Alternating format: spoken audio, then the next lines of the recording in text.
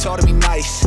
Ain't about winning, don't talk to me twice. I don't play dice, I'll make a move on the board, it's precise. The fuck is the price?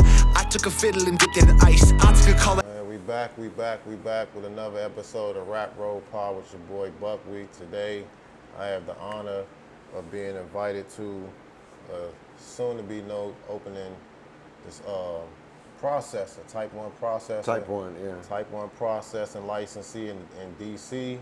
My man Alan. You give the people an introduction to those who might not be familiar with you. You want to give them a bio real quick? Okay, I can do that. My name's Alan. I'm the owner of Green Cross LLC, and it's also called Easyday Edibles. I've been in the edible space here in DC for 5 years in the gray market, and we're transitioning to a Type 1 manufacturing in the legal cannabis space here in DC. We'll be one of a few new processors that will be able to make any kind of infused edible. We're going to stick with, though, to start with, when we reopen, the 3 or 4 flavors that are very popular. So a little bit about my background. There's an example. This is the blood orange and raspberry gummy. Pectin based, doesn't melt at all, and it's really flavorful. And we've been doing this particular style, this design, for 2 years. Very popular here in DC. There's a lot of people asking for our product to come back in the street. So it's going to be probably 8 weeks till we're open. Oh, that's right around the corner. Yeah. So my background is in food service and lots of other things. I'm a DC native. I was born here. Back in the early 70s, I went to Vermont, though, for a college. Ended up staying up there. And I ended up getting involved in a food service operation on the street. I was the first street vendor. Like a food truck? A push cart. Oh, push. Yeah, they ain't have food trucks in the 70s. Well, did they have food trucks in the 70s? No. It was Push on cart. food This cart. is like Sabret's push carts in New York City. I actually bought a push cart from Rocco Pagnotta, who's the owner of Sabret's Hot Dogs in New York. I went down and got the cart, went back to Montpelier, Vermont. I opened up Augie's Doggies. This is the menu of the first hot dog. Man, We did. This is 1976. You drew this? Yeah, a friend of mine drew all this, and she was nice enough to give me this menu. It was 55 cents for a all beef kosher hot dog. It's like insane. So very popular. 55 cents. I did this for 6 years, and I sold this business to somebody who actually ended up running it for another 20 years. Yeah, that's Put cool. his kids through college with that. With hot dog. That's great. So I did that. Always been interested in food and making money with food. So the next thing, the big thing that happened food-wise, I had several other businesses I was involved in, but the food service was in 1981, kind of hard to see, but 1981, that's me right here with the bagels and my business partner, Michael. We're on Pennsylvania Avenue, second block of Pennsylvania Avenue. We opened up Chesapeake Bagel Bakery, 215 Pennsylvania Avenue. That was after the hot dogs? After the hot dogs, yeah. So this is 81, and then we started to expand. The second unit was in DuPont Circle, and then it was Old Town Alexandria, and we kept on going. We ended up starting a franchise company. Yeah. And we had 210 stores open in 42 states. Yeah. So I was What's the name of this bakery? All Chesapeake Bagel Bakery. Chesapeake Bakery. Yeah. The more you know. So I have a lot of experience in that, in creating food and creating something fun for people to eat and make a living at it too. Mm-hmm. So sold that business in '97. Did a lot of other things, got involved in real estate and lots of things. So, but along the way, I was interested in bringing on another food product, and my goal was to find a product that had a high demand, had relatively low cost of goods, didn't need many employees, and fun. And so I had been involved in cannabis since I was about 15, and that was a long time ago. So the very first edible I made was called a honey slider. What's this? Honey? It sounds like a pastry. A honey slider. A honey slider is this was 1970 or so, 69, 70. Take a pan, put it on the stove, you heat it up really hot. You take your weed, you throw it in there. Well, that's called decarboxylation. Right, now we right? know. And it starts to smoke, and it says, so the instructions were, as soon as it starts to smoke, throw in a teaspoon or a tablespoon of honey. Mix it all up, put it in the spoon, and eat it. Ew, okay. That was a honey slider. And so that was my first edible. That was the first edible. So anyway, the opportunity came up. How stoned did those sliders get you? Really stoned. Real stoned. Because you had no idea what the dosage was. It was like, Yeah, back then y'all was just winging it. well, back then it was also ditchweed, and so it was like, Yeah. it wasn't. Wasn't Anyway, top tier. it worked. And back then my tolerance was It was low. lower than too, yeah. So Yeah, everything was a little bit Yeah. less dramatic. Over the years, that's gone the other Everything way. just shot through the roof. Let's see. So You look good. the idea came up to how do you make a gummy? So 5 years ago at my girlfriend's house on the stove, I'm trying to figure out how to make a gummy, and I'm looking at YouTube videos and subscribing to people's feeds, and a little bit from that guy and a little bit from this guy. Yeah. And we started off with a gelatin-based That's gummy, typically where everybody starts off. and had no idea what the dosage was. I had a magic butter machine, so I made a bunch of butter, put it in there. It was like no idea what the dosage was.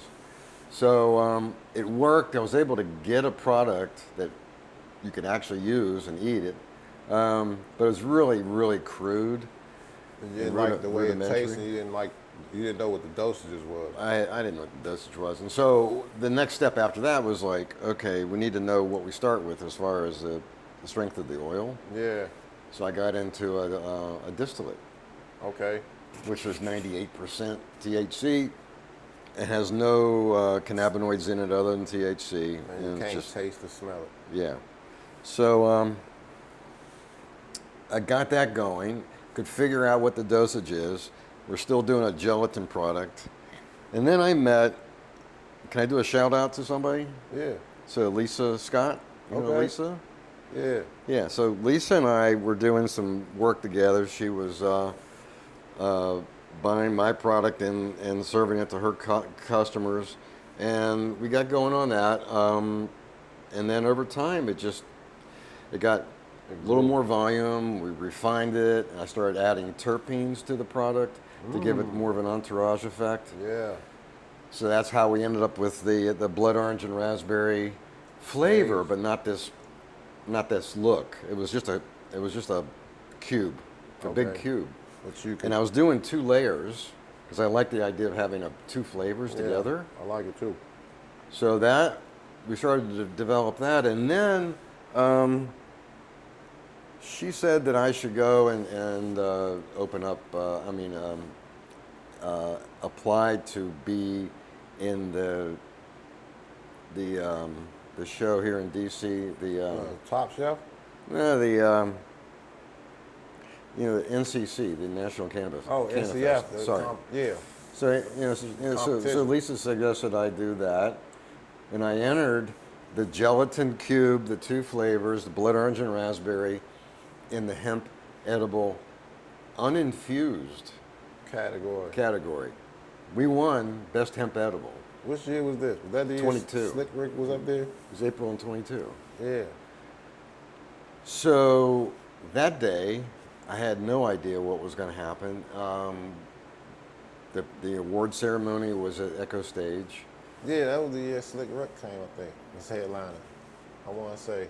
They had the war ceremony at Echo Stage, and Right. they had the cannabis The Cannabis festival Festival. was at RFK. Right. Yeah, I remember that. Yeah. So on Sunday they said, come down to Echo Stage, you're a finalist. Okay, so I get down there. Turns out I win the category. I get a big belt. I'm up on Yeah. stage. I'm like, What is? I didn't well, expect any I of this. had no idea. You know, like, and there people were like screaming, like, yay. It's like, oh my God. Okay, so I walk out of there and people are saying, can I pose with you with the belt and all Yeah. that? It was like, really. Fanfare. So I get in the car, I'm sitting there going, what am I going to do with this? And so I opened up an Instagram account right there, Okay. sitting in the car, and I posted something. I had no followers. Well, I started posting more and more and more as time goes on. We had like over 2,200 followers now. But that was all in the gray market. Yeah. So after Lisa, I started looking at other potential Partners. I-71 shops. Yeah, different partners. And then I got my product into All the Buzz and several other shops, and most of them are going to convert to be medical I hope dispensaries.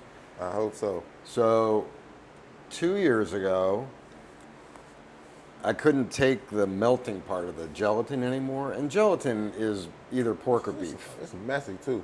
And yeah, it's anyway.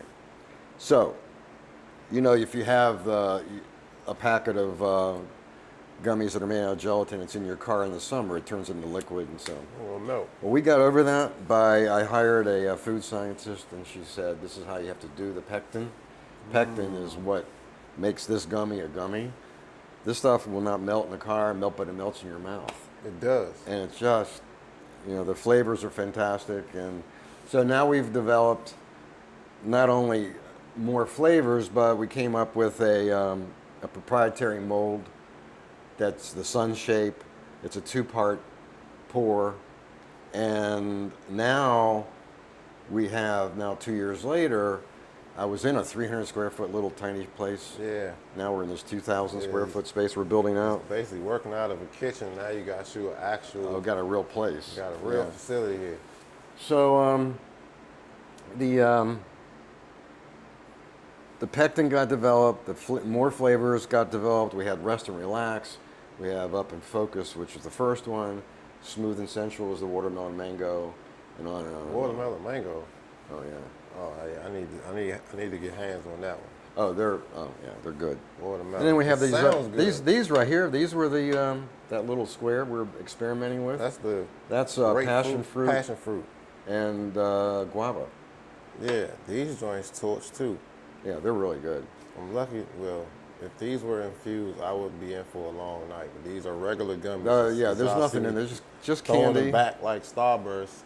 Just can't. It's kind of like a Starburst. Yeah. So this is our package we use. It's a child-proof container. They're really cool. After you finish using them after you're done, you should use them for Still use them. something else at Yeah. home. Don't throw them away. We'll still use them. So now we've been doing handwork. I have 2 great employees. Over the last 2 years, we have sold 500,000 gummies. Damn, that's what's So up. it's a lot of people who know about us. Yeah. And so I get calls every day because we shut down. Right. At I the wanted end to of get August, back into that. boom, because we have to get this medical We had thing to going. convert. We had to convert. So how was that process coming from the traditional I-71 market that DC established back in 2014, 2015? Yeah, but I And- wasn't involved in it way back then. Yeah, me either. Wink, wink. But how was that converting from that space in the latter years of it into a medical license? It's a weird description because it's recreational use, but it's medical Yeah, access. I have an or opinion about that.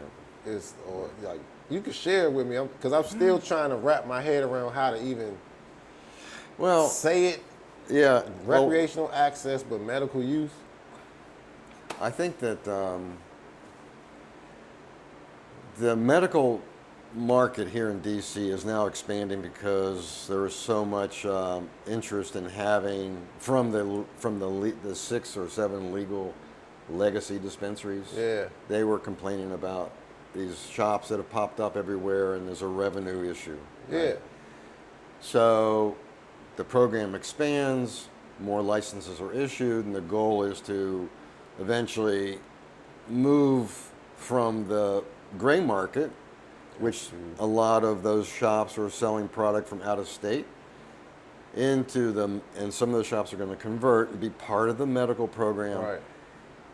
And it's regulated, it's tested, and the And it's- customers or patients now know the dosage is right, it's been inspected and clean and all that. It's like And going to it's be local. and it's local. It has to be here in DC. Has it come from in the city? I have to buy my raw products, the oils that we use, from DC Extracts, from Rob. Yeah. And he has to buy His flower from a DC grower. I can only sell to DC. licensed DC people. Yep. The The dispensaries. licensees, yeah. I like it because it's More organized. it's more organized. It's regulated for whatever.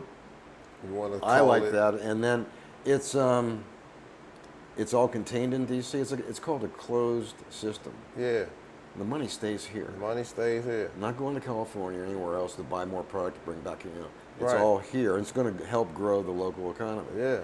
The tax base eventually will rise, and the city should benefit from the cannabis Industry. revenue within the city. generating tax. Yeah. So to move in from the gray market into the legal market has a lot of challenges because there's a lot of regulation to go through. We're in the middle of permit processing for get our building permit completed, and then ABCA with the authority has lots of regulations and documents that we have to complete, and they have to make sure Everything they is. check your underwear. Yeah, everything basically. is I what had- they say it is. I had to have a what's it called? A security check. Yeah, background Background fingerprints, check. all of that. So I had all that, and but I think in the end it's a good thing. But my opinion about it is that it's still going to be a product that people want to use to, for whatever reason, get high, relieve anxiety, whatever. I think it's kind of an excuse to have a recreational market with another label on it. I Does that think make you understand? I what I'm saying? understand exactly what you're saying, because I feel like It's like a wolf in sheep's clothing. it's a smoke screen in a sense, because what I personally believe is because of the way I-71 came into play and the market kind of built itself.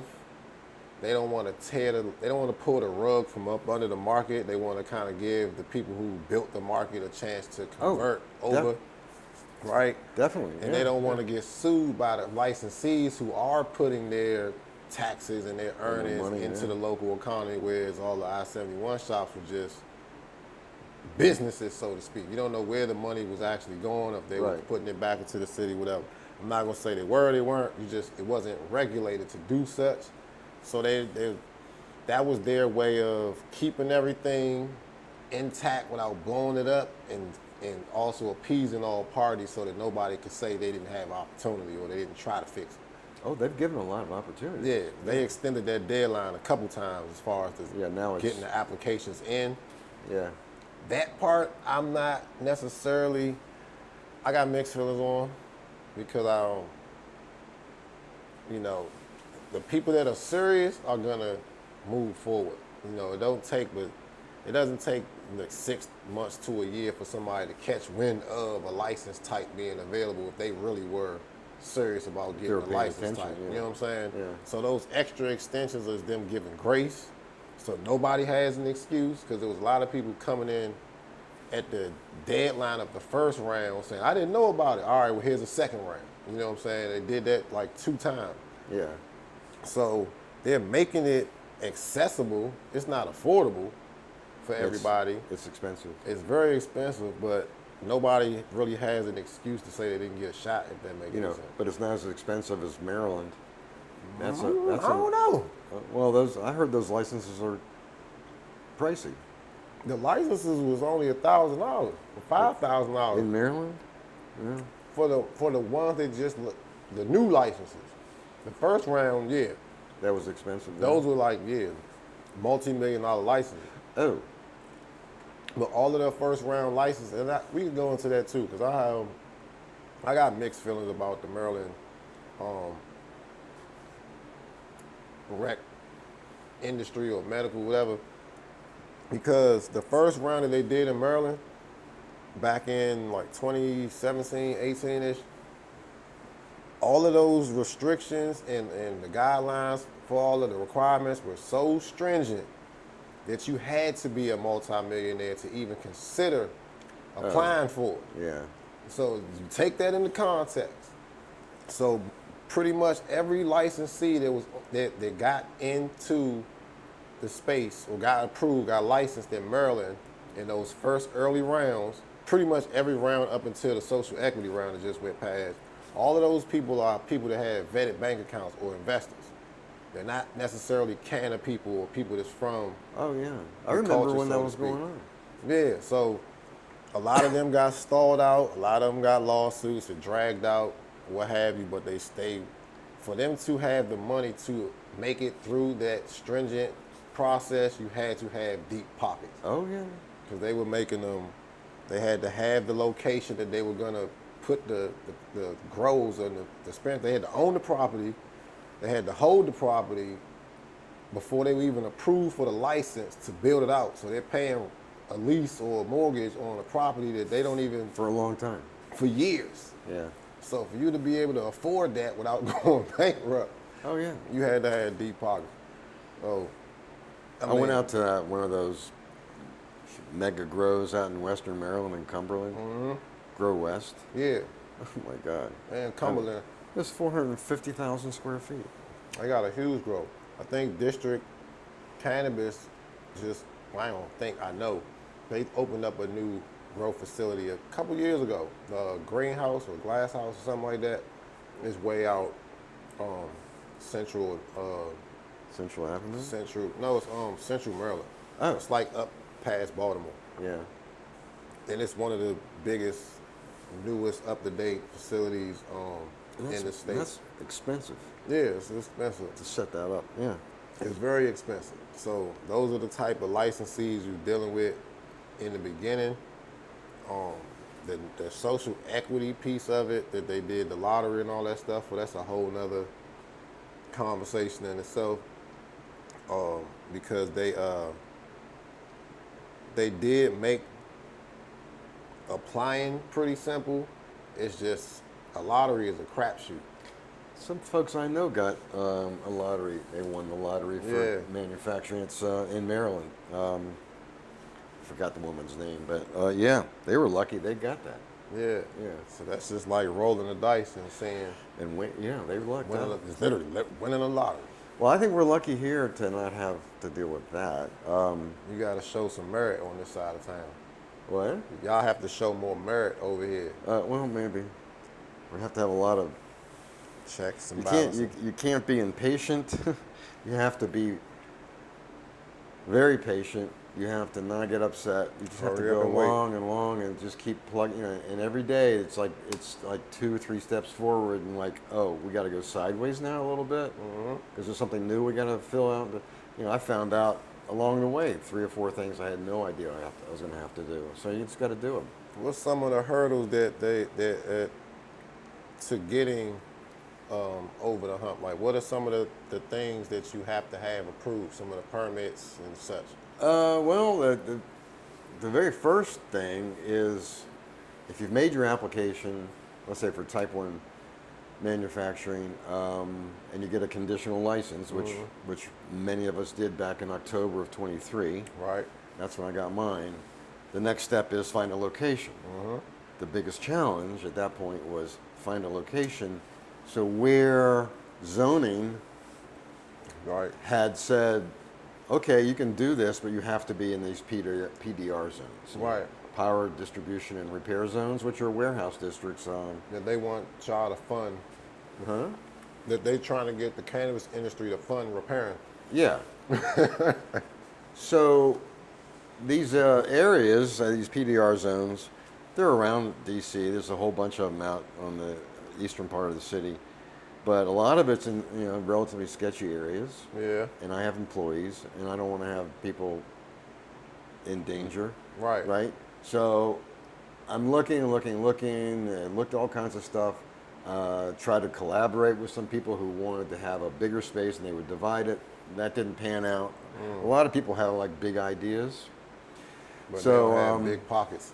and no pocket or a little pocket. So finding even out there in those zones, the PDR zones, finding a cannabis-friendly landlord, Yeah. it's next to impossible. Yeah. And the reason why, it turns out, is that if, one of the reasons is that I think that if a landlord owns a building and the building has a mortgage on it with a federally funded Yeah. whatever, they can't get involved. They can't.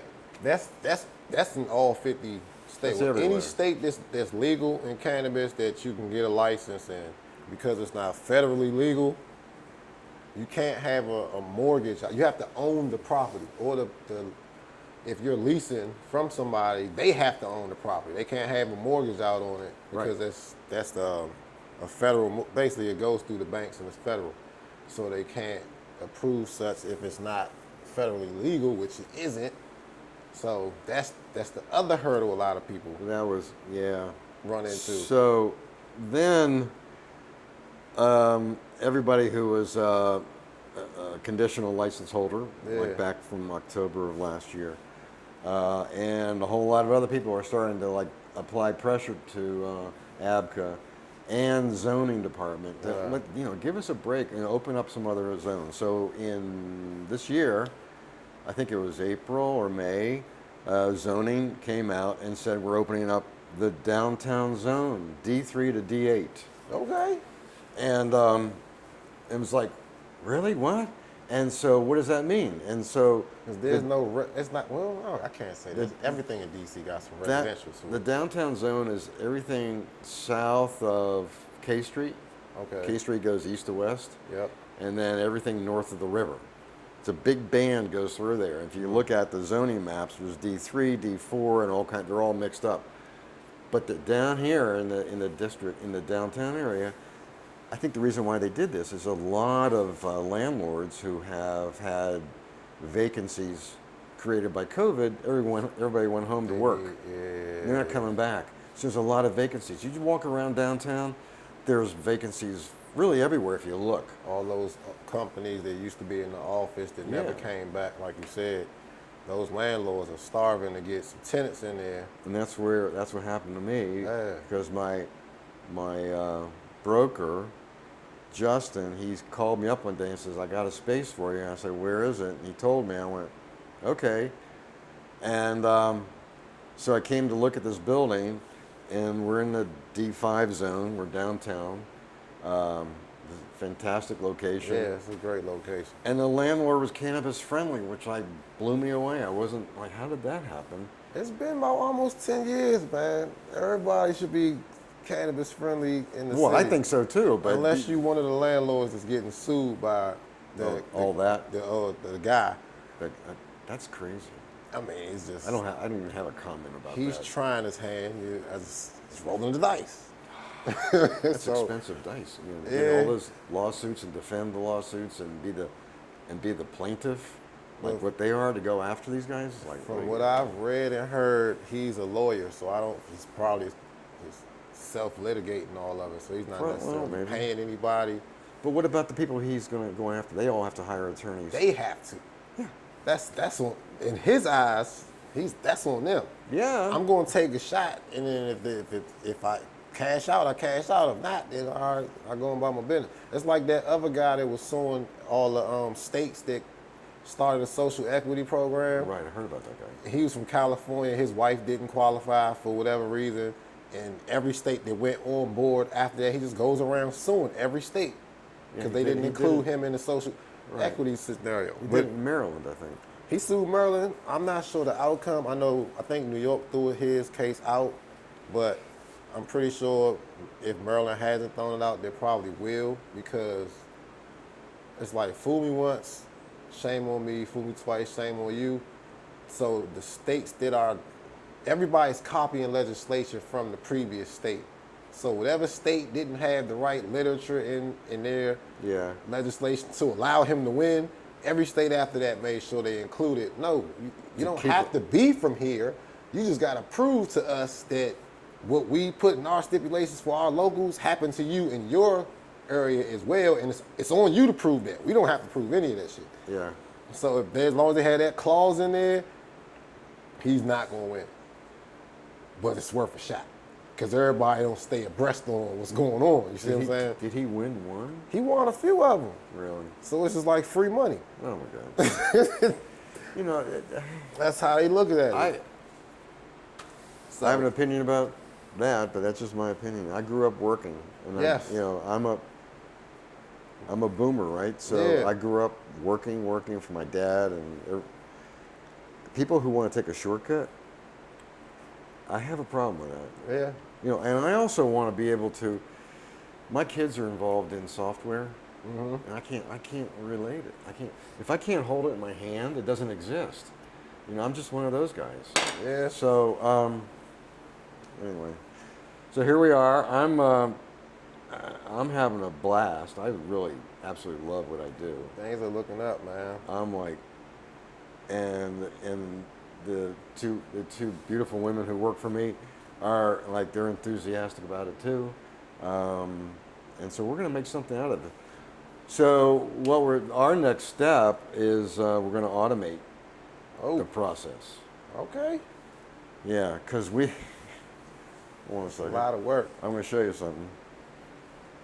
So, I'll give away a secret here. So, when we make a batch of product, we're using these funnels. These funnels are, you actually go through and you Each mold. each mold, and That's tedious. And Mikey, who works for me, she goes, I can't keep up with it. It's just, I'm going to When I taught her how to do this, she went, oh, I know how to do that one. And went, oh my God, she was like a master. scrape off the leftovers, put it back in, and fill up some more. Yeah, so she's like, she's got it down. So, but we're going to a semi-automated machine. That's what's up. Instead of one single head like this has, like one head, this has They got 10 heads. Yeah, I seen those. And it goes just like drop this, 'em. right? We can make 10,000 pieces a day. Yeah. This way we can only make about 2,000. Smarter, not harder. Yeah, so I'm excited about that. Scaling, the next challenge for us will be scaling these smaller batches to be bigger batches and making sure the dosage is right, Everything is the flavor's uniform. right, it looks right. So it's going to take a little bit of experimentation. Yeah, absolutely. But once we get that dialed in, we're going to be good to go. I'm excited for it. Our future is we're going to continue with the gummies like this, the two flavor products, different effects, and we're about to launch into a sour line. Wow. These sours are amazing. I know they are. And the next thing we're going to do is a compressed mint, like an Altoid, in a tin, low dose. I'm giving away my secret. So we're going to do a low dose, and like you get, like in an Altoid, you might have like 30 or 40 pieces in it. Well, they made like 2.5 milligrams each, right? Yeah. So you could eat You those just all. pop them off all day like long. Tic Tac. Yeah, and I'm thinking of calling it OK Boomer, just to go after my guys, right? Yeah. I'm going to be 73 this year. Hey man, happy early birthday. And I got to go. My birthday's in 2 weeks. I got to go and keep this going. I mean, You built it up. I bro. have no inclination of retiring. I just don't. Just getting All started. I'm gonna do is sit around. And you're in the difference, like in this field, I think a lot of people can vouch for this. The cannabis field is a very exciting and fun. It's still very, very new, but the work we do, we don't consider it work. It's like we would do this shit for free. We have done it for free. We have done it for free. Yeah, a lot. So like yeah. now that we can make a career out of it, it's not really work. You know what I'm saying? For majority of us, this is like a second career. We had our first leg at whatever it was we did for a living. We raised our families on, or we're still raising our families on. But this is like a second career. So this is something that I don't see anybody that's getting into it now. Is like this is the infancy of it. So I don't expect you to stop anytime soon. I'm not stopping anytime soon. not. So I'm having my family though. they not really. It's like what? What? Like, And I chill gotta out. I gotta explain it. And when I have to, you asked me the question about transitioning from the gray market I-71 to the legal market. I must be saying it wrong because everybody I talk to who says, "Can you explain that? How does that work?" I explain it, and they don't get it. They don't understand the difference in these because they gray don't- market, legal market, how it's transitioning, and it's like, anyway. It's not necessarily their fault though.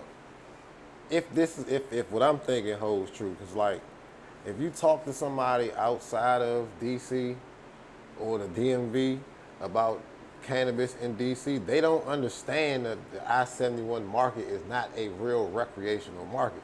Yeah, They don't know that it's a smoke screen. You know what I'm saying? It's recreational use. It's not recreational.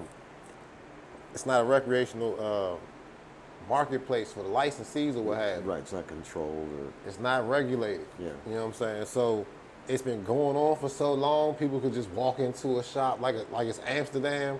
They think that's the normal thing. Like people come from out of town all the time. They're like, "Yeah, I went to this dispensary on such and such." And I was like, do I tell them? Because it's not a dispensary. That's a smoke shop. You know what I'm saying? Yeah. So like that has been a norm for so long. They don't necessarily understand the difference. They thinking like it was always that. What do you mean you converting? Why wasn't you doing that that's at where first? that's where they don't get it. Yeah. Yeah, and I have to explain it in detail. And by the time I get like 2 or 3 minutes into You're it, just like, they're like eyes are glazing over, like, go away. It's like, all right, because I get real like, In depth. you asked me the question, I'm going to explain it to you. Yeah, and they want the gloss over. They don't really want the details of what you're saying. Yeah. I just wanted that. I I really just want to know why the hell you still doing this shit. I didn't expect you to go that far. Yeah. Oh, So what else can I tell you? how do you feel the new licensees embrace the? How do you feel like the old medical licensees are embracing the new oncoming licensees? Is it friction?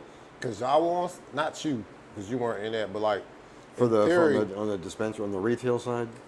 yeah, because they technically were like on opposite sides of the fence for almost a decade. Right. You know what I'm saying? And the medical licensees went to the city and said, "Hey, these guys are putting us out of business. You got to do something about this." Da da da. Right. So now they're essentially co-workers. Is it awkward? Is it welcoming? I guess leave it at semi-awkward. I don't know. It just seems to me that the legacy dispensaries who have all been selling the same stuff, weed and gummies, edibles, which are basically non-existent. District Cannabis has a line of edibles, which are in all the stores. And now there's 12 shops open. There's 6 new ones opened up, I believe, 5 or 6. I don't know how they're being treated by the legacy people. Yeah. But because of all that activity and that's coming up, it's putting the pressure on us as manufacturers and cultivators to start producing and getting stuff coming out of the ground and out of our So they have so they have more stuff to put on the shelves to sell. And once that happens, once those shelves are filled with DC-based product, everything goes. and well. not every dispensary is going to sell every single thing exactly the same. Right. If I had a dispensary and I like your line of cannabis, flower, and I like that guy's edibles, and I like this guy's tinctures, well, my mix is going to be different than that guy's mix, Right. and probably geared towards the neighborhood that they're in and Yeah, who they're serving. exactly. It's going to give everybody a much more opportunity to have much more robust sales. And once that gets up and up and standing up and elevated next year, like next summer in 25, I think that whole the history is kind acceptance of the yeah, entire group, the legacy people, and the 30 or 40 new ones are going to be popping up. yep, Everybody will get along because yeah, there's going to be more to sell. We're going to elevate the whole thing. We're going to suck business out of Maryland. They should be advertising into Maryland. Come to D.C. It's the craft cannabis capital of the world. You can get stuff here that you can't get anywhere. yeah, Because people like us are passionate about like producing something that's really cool yeah, and is dosed right and has the great effects and is backed by a company like me who's like totally into like providing a great experience. yep. You know? So I think the long answer, that's a long answer to that question is I think there might be some friction, but I think it's going to work out It'll as settle. more product is available in the marketplace. It should. That's typically how business goes. Once the money starts flowing evenly, nobody has an issue with each other. Yeah, what do you call it? All ships rise in a high tide. And they're gonna have to partner because everybody didn't get a dispensary license. So, there's gonna be new growers, there's gonna be new processors, you're gonna want new products. Say you're old, I don't wanna call anybody out, because I don't need no no defamations or none of that foolishness. But like say you're a licensee that was been on board for 5, 6 years or what have you, 7, whatever, and you only had a limited amount of growers to work with, which wasn't a lot in DC. You still don't have a whole lot of growers Right. in the city.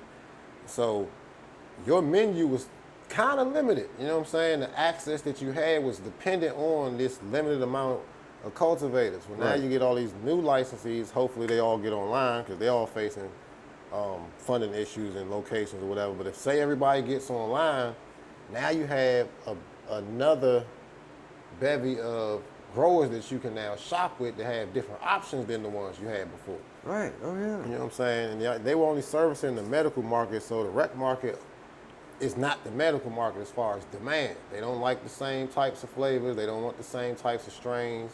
They want, different things or what have you. They're treating for different reasons. Recreational is recreational. Medical, I got my back hurt. I need something for my back. So I think it should work out. Like you said, in due time, it should balance out a little bit more. But I wanted to ask somebody that because I knew in my gut that there's some type of friction. You know what I'm saying? Oh. Yeah. I got wind of that, but I try not to pay attention to the drama too don't much. worry about me. I ain't tripping. You got a problem, that's I'm on gonna you. stay in my lane Yeah, here. it's But television. I think that if there is friction or animosity for some reason, It's probably some history. that'll eventually dissipate. I could see that if you have a new I-71 convert going to medical and they're all set up, if they don't run it in a professional way, It's not then gonna I think the legacy people would be pissed off about that. Yeah. So you're If they tainting. can't run it like a I-71. No, you cannot run it like that. I don't think those people will even get that far, though, Oh, really? because of all of the checks and balances that they now have to answer for. So if you think you're going to run it like a bodega, you're not going to pass the hurdles that it's going to take to get your doors open. What did I read? I don't know if that was local or if it was somewhere. I read something that was it was basically about a floor plan. The dispensary thought they were going to open up something. They wanted to try some new experimental stuff, and they didn't have that security barrier that they were supposed to have, Right. and they didn't get approved because of that. And then they had to go back and remodel Change and it. redo the whole thing. If you was paying attention, Yeah. you'd have knew that you were supposed to have a secure door. You need to have the glass so that they can check, make sure that the IDs is appropriate before they even get in. You just trying to build a lounge. They said, no, Just that's come not on in and show me your ID. Yeah, that's not how it works. So yeah. I don't think they'll make it. But yeah, that's if I doubt they want them coming in stinking up the joint and bringing in the residue. Oh, right. But it does have to kind of just be symbiotic, in my opinion. They got to get it, they're going to have to work together. And once they start making money together, I don't think they're going to think too much about the past. Well, when the money starts coming in, yeah. Yeah. Right. I think you're right. I have two friends who are converting, and I asked the woman who was the partner of the other guy, I said, you know, just my opinion, that is it going to be kind of hard to have you all running it like you're doing it now, like everybody's hanging out playing video games and getting and smoking? Nah, that's not gonna She said, yeah, I know. I got to get him to change that when we switch over. I said, yeah, you're going to have to do that, I think. You think? You know, I don't want to. I don't want to be like the. The bearer of bad news. I don't be the guy who says you can't do that. But This shit ain't gonna work. Just have a look at it and see. And also I say, go around to some other the shops that are Exactly. open and see what they're doing. Exactly. Yeah. Yeah. Take some inspiration and see what the other licensees that are already approved and open, see what their stuff look like. Yeah, and we gotta learn from each other, and we gotta watch watch out for each other. It's a community. You know, this if there's only going to end up being 50 or 60 at some point legal dispensaries, that's a small community, and those are my clients that I'm going to sell to. So I'm going to have this relationship with everybody. Yeah, exactly. But it's a small enough community that we can kind of watch out for each other. Absolutely. You know, if somebody has trouble, you know, I'm going to help somebody who needs help. Like how it should be. And that's what we kind of got to understand as a legacy community, that the licensed community, they have camaraderie. They have plenty of camaraderie. They work together, they make money together, they go out to eat together, Yeah. they make deals. So there isn't as much competition as people think there is within the space. It's more collaborating because, like you said, the odds are against us as far as the way the tax laws and all of that is written. Yeah. And it's still a brand new industry in a lot of places. So there isn't a whole lot of know-how. There isn't a whole lot of experience. So everybody's kind of learning on the fly. So I mean, it would benefit everybody to work together. Oh yeah, yeah. I have occasionally have someone call me, and I call people and say, "What do you know about? Do you have an insurance guy?" "Oh yeah. Call this guy." So I call that guy, and it's like, yeah, he's the guy. So I get my insurance. Someone calls me and says, "Who do you know who's a good architect?" Well, I've got one. I Pass the resources. pass it around. Everybody eats. Yeah, that's what we need to do. Exactly. You know, hopefully we'll be able to do something like other Type 1 manufacturers might use similar products as me, like sugar. Yeah. Can we buy a truckload of sugar and get a really great price on it Yeah. together? Let's It'll and then save us split it some up money. and save some money. Yeah. So there's economies of scale we can get into with the right people. Yep. You know, I have a lot of. I'm bringing together all the things I've learned in my life as far as putting into this business. Besides the food, I've been involved in real estate and graphic arts and printmaking and Oh yeah. all kinds of stuff.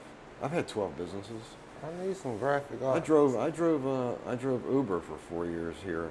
I think everybody did a little bit of That was one of the first ones in 2012. I thought I'd try that.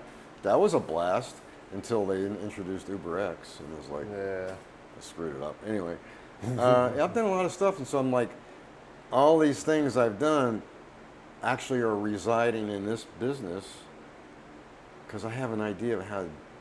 I have a vision of what I want, and I'm like, okay, can we do it this way? And I ask somebody, oh yeah, you're gonna do that, or no, that's not gonna work. Well, how about this? And we just figure it out. I bring in all these resources. There's about 60 people that I'm associated with this business. Even though I'm the owner, I'm the sole owner of this thing. I've got like 60 people who are helping me all different things. Yeah. Because I can't do it. Takes a village. I got architect, lawyer, construction guy, graphics guy, And they're food all scientist, specialists in their all and so I'm field. grabbing and I'm using pieces of all those people to help me with this, and they're all like, they're enthusiastic. I got you. Because they've probably, the chances of them working on the chances of them being able to incorporate what they've made their living off of, what they've got their name off of, so to speak, and applying it to something that they probably do recreationally on their spare time that everybody else may or may not know about is slim to none. Yeah. So like the architect who actually gets to build out a grow for a cannabis facility, he's gonna be really geeked up about that. You know, especially if he's if he's a consumer. Yeah. You know what I'm yeah, saying? if he's a consumer. He's gonna be really stoked about it. So Yeah. I think that's starting to spread out, and that kind of alludes to why people are very, very energetic about. And then you're a good person. You got a good idea. You got a company that's been around for a while. You're established. You know what you're talking about. So that also leads them to want to go all in. It's a lot of trust. Yeah. You know, just a lot of trust, and I know what kind of person I am. I've never screwed anybody. I'll treat everybody exactly the same, and I just love the community. I mean, Yeah, man. all these people that I work with. I mean, I say to my wife, she says, "What's going on downtown?" I says, "Well, I had a meeting with this guy. He just got out of. This is like extreme, but this guy has a social equity license, and he just served 5 years in prison for weed. I'm working with that guy, and I'm working with a lawyer over here who's not even a consumer, but he's somewhat looking at the whole thing and is like, oh well, This okay. don't make sense. So it's a whole spectrum of people that I work with, and I love it. I mean, it's like It's not work. I love it. Yeah, it's really Hey, cool. man. So I think the future is fantastic for all of us. I think that it's going to be a lot of fun. I think there's going to be a lot of money made, Yes, sir. and we're going to promote each other and push it and elevate everybody up. I think it's just going to be fantastic. Absolutely. Where can the people find your products soon to come? By the Yeah. time you'll almost be open by the time this airs. But where can people find? You can't find my product anywhere. Not right now, but like soon. Well, yeah. Let's Any see. of the medical dispensaries in the city, I, they'll be My able to. plan is to be on, at least to get everybody, all the dispensaries to try us once.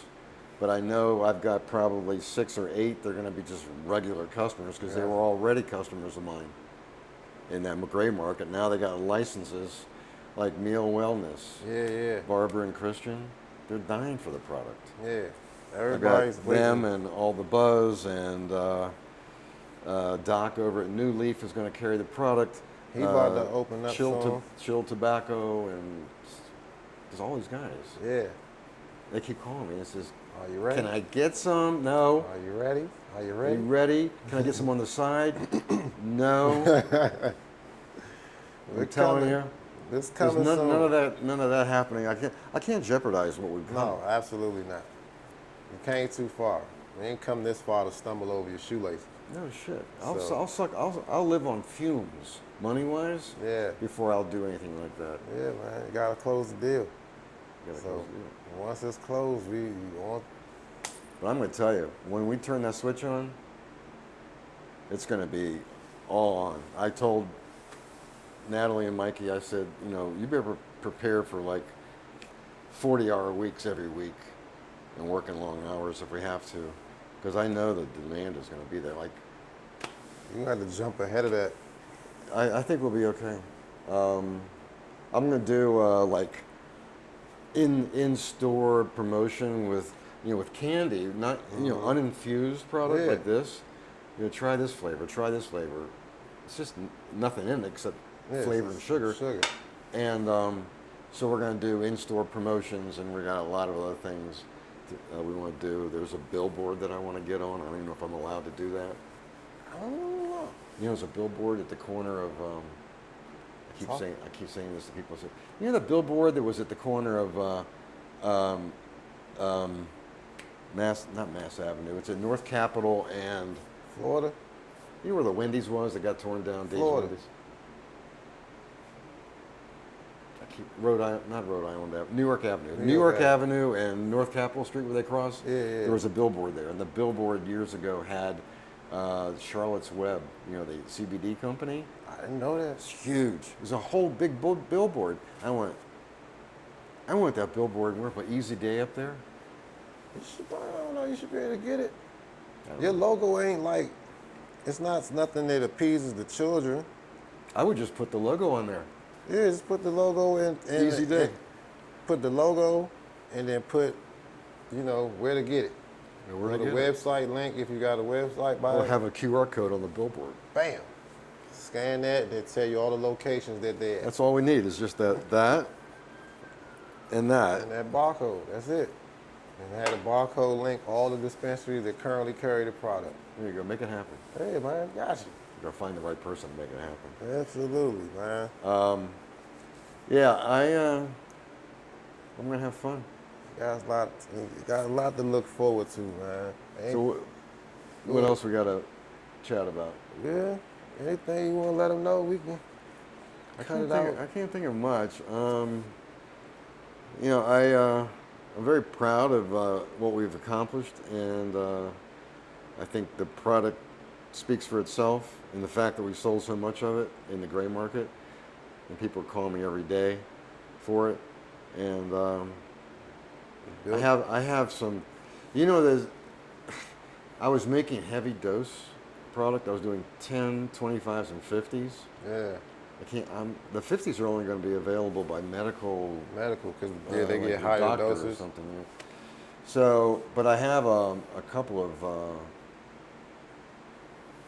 patients of my own who have extreme fibroneuralgia, pain, facial They pain, need heavy dose. and they tell me that my Rest and Relax thing, my product, is the only one that helps them sleep. They've been prescribed like OxyContin and bad stuff by the doctors to relieve the pain, but these people swear by the product that helps them go to sleep. The pain doesn't kill the pain, but it reduces it enough to let them sleep. It makes you functional. I got a bad back. I got injured at work a couple years ago, and I've done all types of treatments, procedures, prescriptions. They done threw the whole book at me, and then none of it really works. It's just something to kind of numb you and make you a zombie, so to speak. Yeah. I grow, obviously. I'm a breeder, so cannabis has been my medicine, my relief, so to Right. speak. You know what I'm saying? I consume at a high rate. I have no qualms about that, but it makes me functional on a day in, day out basis. You Does know it what I'm saying? keeps the pain It down? brings it all the way down to where I can actually feel somewhat normal. Depends on, it's still bad days. You know what I'm saying? I still this morning I had to drag myself out of bed this morning. But once I got that first J up in me, I was able to move around a little bit more. You know what I'm saying? It wasn't as stiff, so to speak. So that's my best pain relief. Do you try any topicals? Yeah. Cannabis topicals? Solves all of it. That works? Yeah. Because we're going to make, I've already made them. I ran out of them. It's a 50-50 topical cream, CBD, and THC. Right before you go to bed, Yeah. night. So absolutely. Right. Heavy dosages for me sometimes. But no, before I go to bed or after I get out of the shower, Oh, really? rub it up real good. Really? Yeah. Is it oily or greasy at all? It's like cocoa butter. Oh, yeah. So it blends right on in. Okay. Lucy, you familiar with Lucy's Remedies? I've heard of it. She makes the larcenises, but she had gave me a CBD salt, and I was using it habitually until I ran out. Okay. And I'll I have to was- hook you up with mine. Yeah, so I use all of that stuff all the time. I use the product for anxiety relief, Yep. and I used to have a problem with depression. It's like You fuck it's that like shit. it's like I'm not depressed anymore. Yeah, you're like, yeah. So I use it to relieve anxiety when I'm feeling like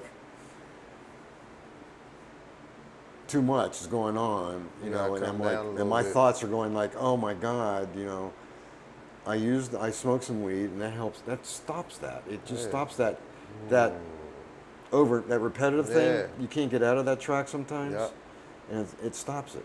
Yeah. It slows down the hamster wheel so that you can actually get off and go do something else. Because otherwise, you just on there, oh yeah, it's just thinking about a bunch of stuff, trying to do a bunch of stuff. You can't focus on Yeah. anything in particular. You're just very high strung. Yeah, it'll bring you down. I've tried recently. 'Cause I don't smoke during the day, but I've tried recently during the day. Get up in the morning and have a couple of tokes on the pipe, and then it helps me focus on the tasks at hand for That the you next need couple to do. hours. Yeah, Instead of like going out like this, I can go like this. yeah. That helps a lot. It's there. Knowing your body, knowing your the way your mind works. You know when you get up, your mind is gonna be racing. Oh, I gotta do all this stuff. Da, da, da, da. So you Yeah. take you a little relaxation, deep breath, and now you can, oh no, I need to do this first. Then I can do that. And if I have time, then I'll go do that too. And then I'll take a nap. And then I'll take a nap. You know what I'm saying? So, yeah, it works, man. I Yeah, tell well, everybody, I knowing think- your body. That's the space we're in, and I have a cousin who's in the business too, but he's on the licensing end. He's my cousin Stanley's a dentist. Okay. This is interesting. So he and I have been getting high since we were 14 or 15, and he is he's a bit of a scientist, and he loves cannabis and he loves the science of it. He'll start talking to me, and he loses me like in a minute. Because he studies this, and so he a number of years ago he applied to get to be the first dentist in Maryland to be able to prescribe medical cards. Get the hell So, out of so here. my cousin, he stopped being a dentist because the business was wanted- so intense. He has more patients and makes more money now than he does as a dentist, and he's over in Maryland and he just issues medical cards. That's what he does, and so. Has that slowed down since they went wreck for him? Yeah, he did. He told me. He I says, figured. yeah, it's slowing down. I said, but what about the people who have to renew? They have to renew They every do year. have to renew it every 6 months or something like that? I think he said Once every a year. year. Once a Yeah, year. he has 4,000 patients. So They have to they renew. still got to come back. But I think at some point that'll Dwindle. slide away. But he's my age and he's going to retire at some point. Yeah, he's like, it's just doing it for fun at this point. I don't know. I don't have much else. I got, I could talk about products we're going to get into. We were in the vape space a little Yeah. bit, and we're going to try that again. But that's about it. I really think that we're going to have our hands full with just the products we have, and to be able to service the community well. Yeah, there's some different flavors, different shapes. And what about like pastries? I'm going to leave that up to the Pink Fox. Okay. All Mark, right. do you know Mark? Yeah. Yeah. Just leave that market open for him. Yeah, See, that's teamwork right there. That's he's working about to together. open. He's already open? He's about to open. Okay. Yeah, so he does all these pastries and brownies and blondies and cookies, and I think he does some gummies. All right. He does a lot of infused snack stuff. So I think he'll be the first one out of the box, Well, what's up? which is okay because I'm gonna watch What happens with what that? happens with you him. know where to pivot. Right. It's like, okay, you're going there, I'm gonna go over here. Yeah, that didn't work for him. Let me go ahead and. Yeah, he and I get along nicely, so it'll be okay. That'll work. And then the other one I heard that's going to be opening is Mota. I'm not familiar with that one. Yeah, it's a couple here in DC, and they have a vape and edible brand, I believe. Okay. But beyond that, It's not a whole. not a whole lot. There's a lot of people who are looking for locations still, like I told you, Mhm. and that's going on. But if in 8 weeks we get open, we'll be okay. You got it going, man. Yeah, Well, I appreciate you for having me. no problem. Much luck in the future. And hopefully y'all will be expanding in another year or so. Yeah, we need to. Yeah. So what are you gonna? You have a cultivation license? I didn't win the license. You what? I didn't win the license. I went for the lottery in Maryland. I didn't win. So what are you doing here in D.C.? Anything? Um, potentially, I don't want to jinx it, Oh, but potentially, I'll be one of your partners on a retail? Or on the grow side. on the grow? Okay. So hopefully, everything lines up and everything falls in sync to where it's been trending and been discussed. I'll be assisting one of the licensees. I don't want to say which one. I've talked to a few, so it's kind of like whoever gets on board first. Right. But that's kind of where my path in DC is going to pretty much land. I'll probably be working with one of the cultivators and help get But some of the flower out. you'd be in business with them, right? Mm-hmm. Okay. Rob has a lot of contacts and all that. I'm kind of staying out of that. Yeah. So I don't know. I know a few cultivators, where they say they're going to be. Some of the guys, everybody didn't make it through. Like some of the guys, I talked to one guy, he was almost at the finish line, and then the landlord pulled the rug from up under him, Oh shit. and then that was like, the last, that was the straw that broke the camel's back. Yeah. Oh my God. You know what I'm saying? So that made the investors kind of scatter. Yeah. It's just, so it's an ongoing process for everybody. I talked to Rob and a couple other processes on the Maryland side as far as doing some rosin work with them. Like I said, it's a rat race. Whoever gets to the finish line first, then we can see where that goes. Yeah. But other than that, I'm still growing. I'm still making strains. I'm still doing white labels with the dispensaries as far as seeds and genetics. Still do workshops. Still make soil. So we'll be selling soil in the store soon. You're making soil? Mm-hmm. Really? Yeah. I thought that'd be a great business to be in.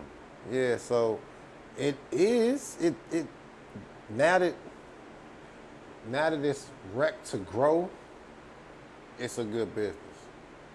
But you still have to have the supply chain intact, and you also have to have your manufacturing intact. Because what I've seen in recent history with people who try to start soil companies in this area, they don't have the manufacturing. So they had to depend on somebody else to do their manufacturing, and that person could potentially be somebody they would be doing business against. They're in the same field, so Yeah. they don't really have your interest in succeeding Yeah. at heart, and it just gets murky.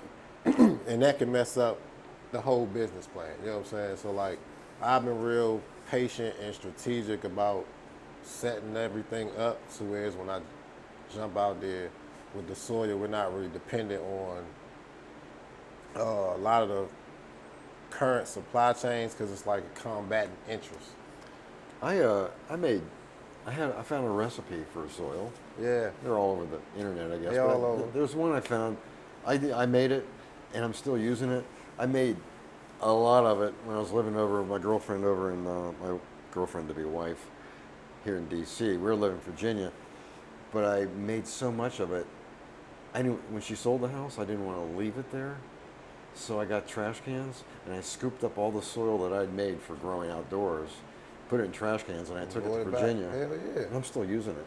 Hell yeah. And that stuff is like, I wouldn't leave it either. it's like It's gold. like gold. Yeah. It's gold, literally gold. I wouldn't have left it either. And if you're not growing a whole field of plants, you got soil to last you for a very long time. It's a long time, right? And I throw some nutrients in it, occasionally. I do an outdoor grow, and I may go do a tent this year. I'm not sure, but maybe I'll get some of your genetics. Yeah, absolutely. I just harvested some plants. About 7 moms. I made 7 crosses this outdoor season. I have at least 5 more in tow, and I'm just kind of pacing it right now to see if I want to make those new crosses and just be done with all of the lines that I want to do this year, and then I can start really hunting everything out. or if I want to start hunting stuff out now and then doing it later. So, are you pollinating, Yeah. and you're growing males particular, or you when a male pops up, you No, harvest I hunt the males and I hunt the females. it? Oh, But this last cross, I did less hunting of the females. I just collected moms.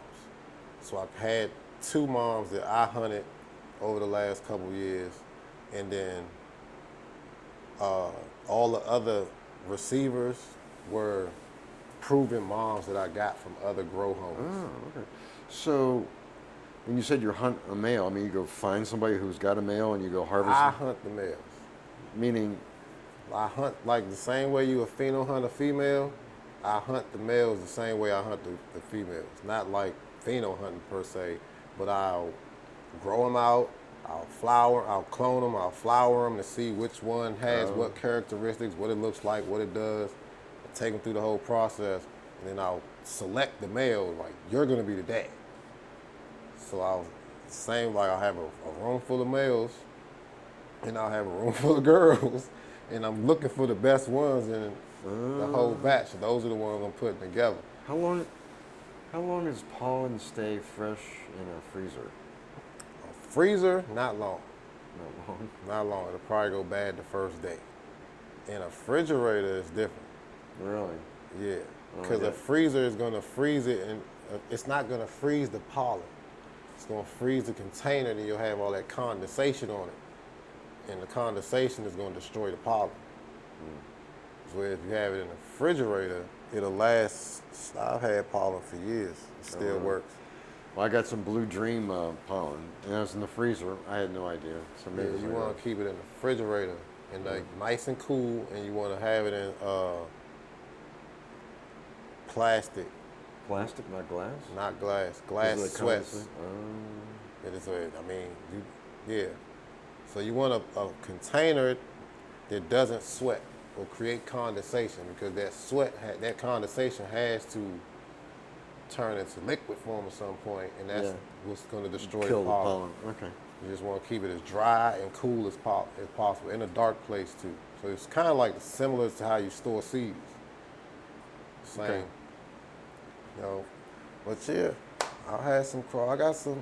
The seeds are done now, so I'll see you next. Give me a couple. yeah, I'll pop them and see if I can get anything going. I'll bring you some.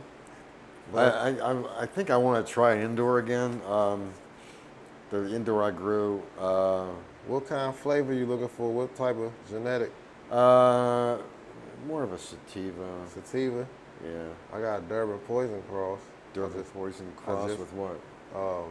Guava Dog and Chimera 3. It's Greek to me, but Yeah. So have you grown some of those? No, I just made it. Oh, you just I got it. said you want a sativa, that's sativa. Oh, yeah.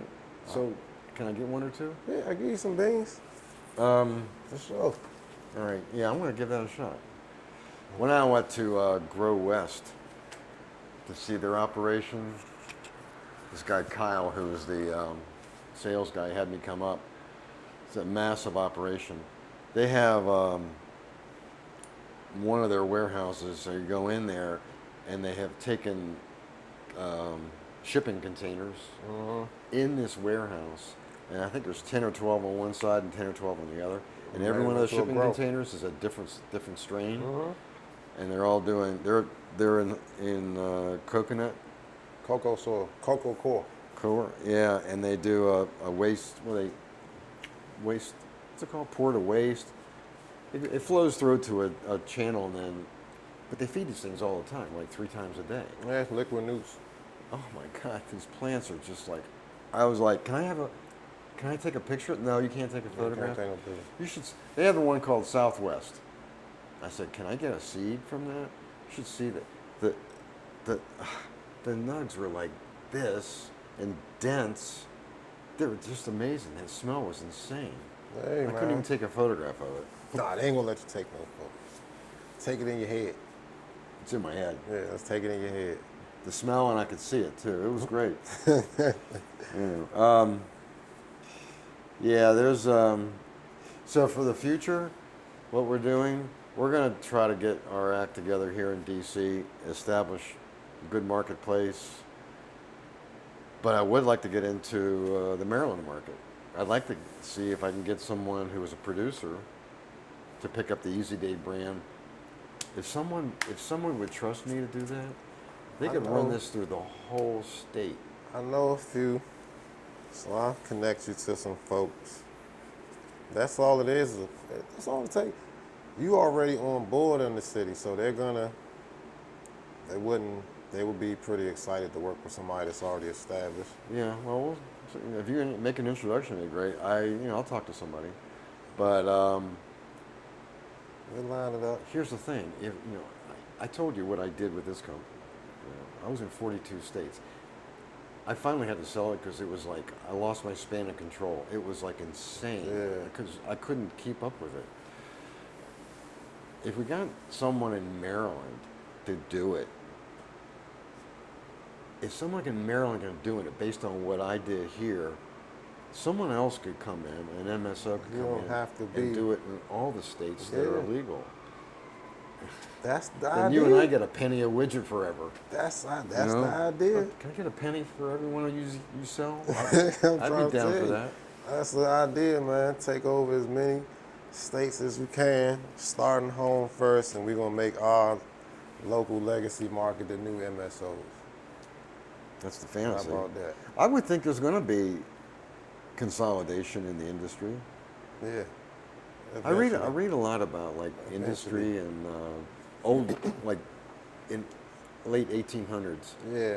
The banks and the railroads and the oil, Standard Oil and all that. I'm reading about. They're like, holy shit! It's almost the same as what's going on now. It's like a new industry that's coming up. That's And then you got exactly. people like Rockefeller went around and he bought all up. of them up. He rolled up all the mom and pops throughout Ohio and Pennsylvania under Standard Oil, made a deal with them, he bought them out, and then that's how that company ended up. And the same thing's happening here. That's what's gonna happen. It's gonna shoot up and it'll plateau, and then it'll have to consolidate so And that then the new. this is where we get out it's over gonna here. dip a Right little bit. there is where we get out. Yeah, you bailed before. As soon as that bitch plateau and it's about to jump ship. You never know when that really is. You never know, but you watch the trends.